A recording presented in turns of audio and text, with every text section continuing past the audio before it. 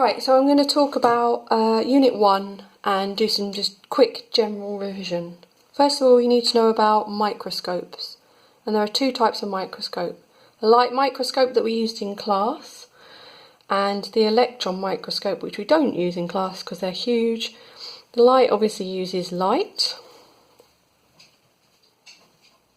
beams, and we know that. And we can only see a certain amount of detail using a light microscope.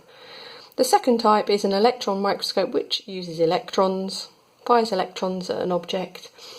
And this has an advantage because you can see a greater magnification and a greater resolution. And remember, resolution is the ability to see two objects as separate from each other rather than it appearing as one object.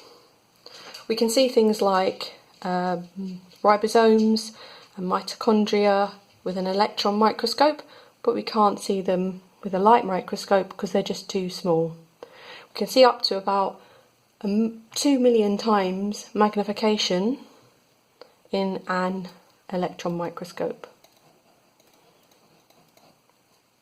A magnification. Remember the little triangle?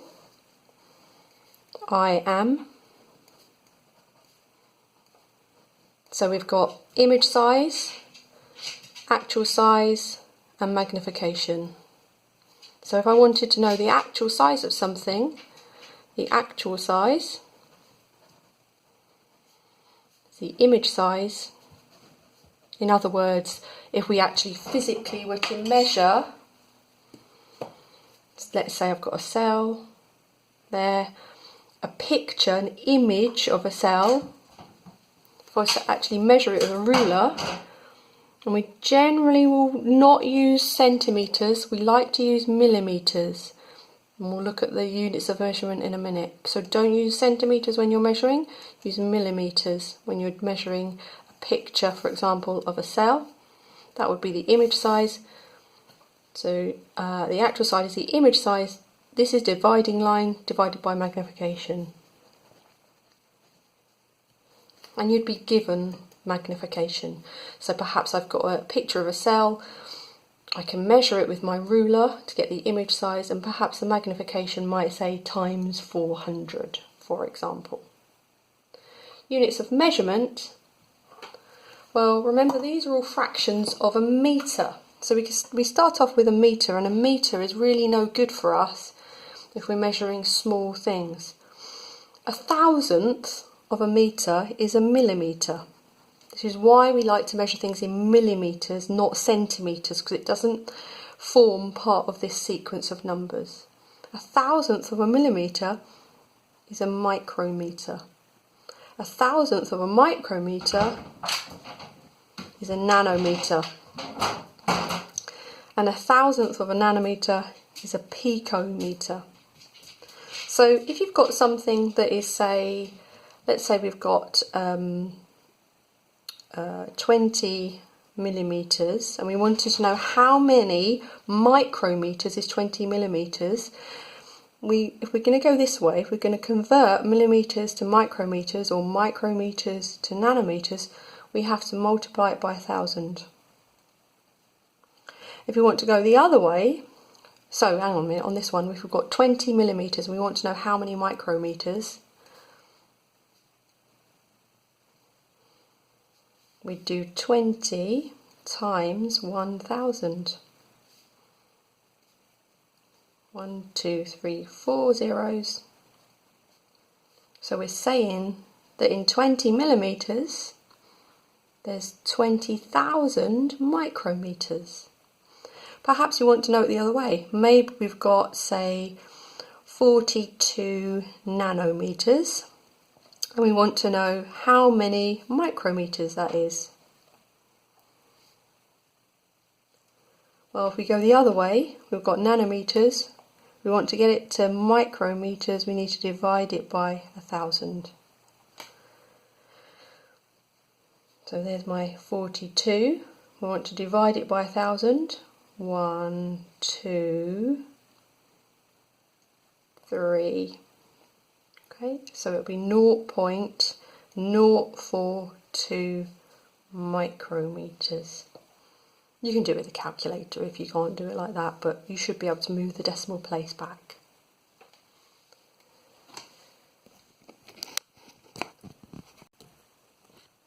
Okay, I just realised that I think perhaps you couldn't see these bits here.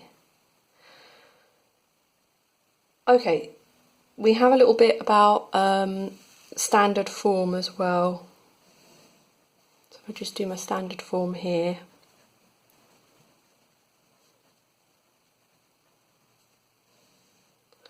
Okay, so standard form is that you have any number, I don't know what that stands for, but let's say A is any number, times 10 to the power of some other number. That's what that n represents. And this number here has to be a number between 1 and 10. And this number here is the number of places the decimal point moves. I'm sure you'll be told how to do it differently in maths, but this is how I can remember it. So let's have an example. Let's say I've got the number 24,000 and I need to express that in standard form. Well, first of all, I need to find a number between 1 and 10 here.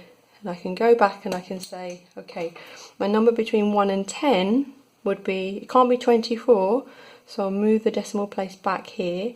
So I'm going to say that that's 2.4. Now, if I have, my decimal place was originally here, and I've had to move it from, if I want to have it here, then 2.4, to get to where I originally had it, I had to move it 1, 2, 3, 4 places. So this is times 10 to the 4, because I had to move it this way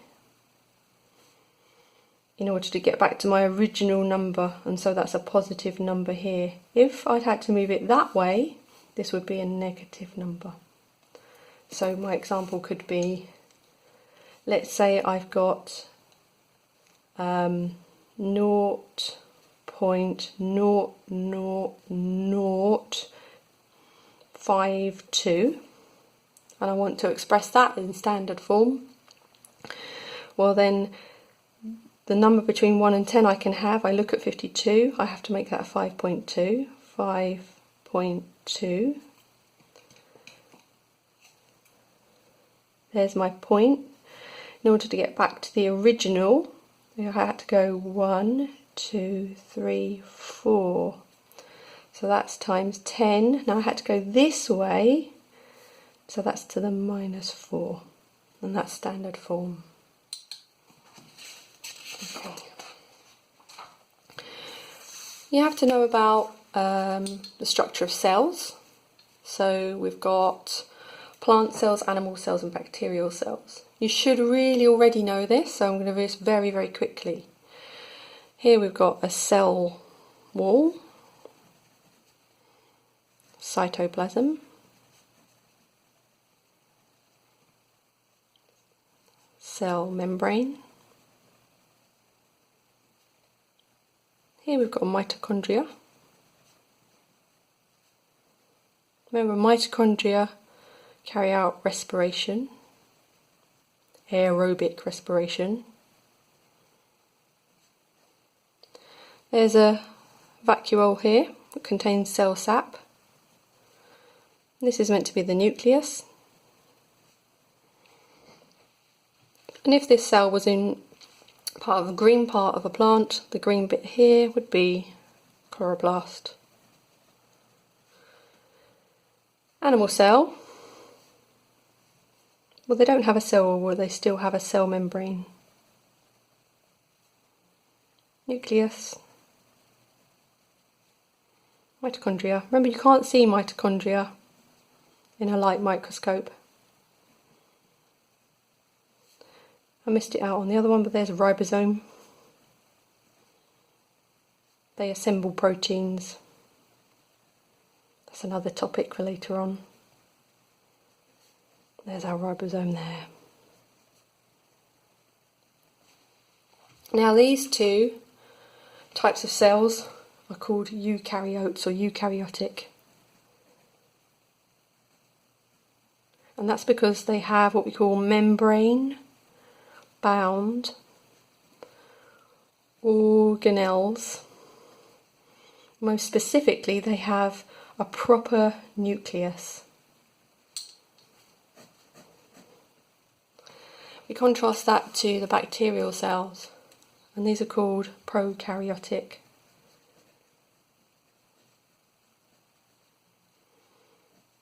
That means really before having a nucleus. So they have no membrane-bound organelles. They have specifically no nucleus. They have no mitochondria because mitochondria have a membrane around them. We generally recognise them as no nucleus. If we were to label a general bacterial cell, they're all different, but important things to remember are that we have chromosomal DNA, which we usually have in the nucleus of our eukaryotes. Perhaps you might have a flagellum to enable it to move. We'd have a cell wall, but it's made of different material. The cell wall in a plant cell is made of cellulose. It's not made of cellulose in bacterial cells. And really importantly, we have these weird little circles of DNA, and they're called plasmids. So let's say plasmid DNA. Okay, next. We need to know a few specialised cells. So previously they were just the general plant, animal and bacterial cell. So if we look at a couple of specialised cells here, we've got 2 animal cells and a plant cell, a specialised cell. We've got sperm cell. We can think about how the sperm cell is adapted to its function. It's streamlined, so my picture isn't particularly pointy, but it's streamlined for swimming. This little thing at the front here is called an acrosome, and that is special because it contains enzymes in order that it breaks down the egg cell membrane for fertilisation. This is where we had the nucleus, and this is special because it's got half the amount of DNA the normal cells have. We actually call that haploid in number. We'll look at that when we do our genetics topic. This midsection here contains many mitochondria. If you think, why would it contain many mitochondria? It's because mitochondria carry out aerobic respiration, and aerobic respiration is for energy. It needs lots of energy to swim. And then we've got the tail. The flagellum is the tail, and it enables it to swim to the egg, to move. There aren't many cells that can move like that. The next specialised cell is ciliated epithelial cell. We find them in our airways. We also find them in the oviduct to waft the egg. But we're going to focus on ones that you find in the airways. These little strands are called cilia, and they waft mucus. This is some mucus, and the mucus will trap dirt and bacteria. Next to it, it's got a little buddy cell, and this is called a goblet cell. That makes the mucus. But this is the ciliated epithelial cell itself. So the cilia waft. Finally, we've got a plant cell. Now this is a root hair cell. It's something to do with the hair on your head. It's a root underground. It's got all the same features. Cell wall that a normal plant cell would have. Vacuole. Oh, I missed out the cytoplasm on the other one. Nucleus. However, we've got this section here, which is a sort of protrusion, sticking out bit.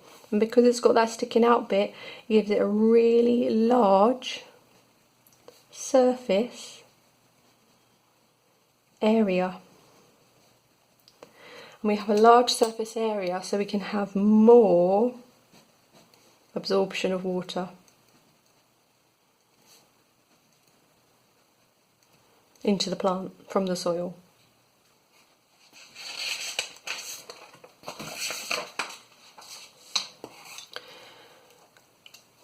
Okay.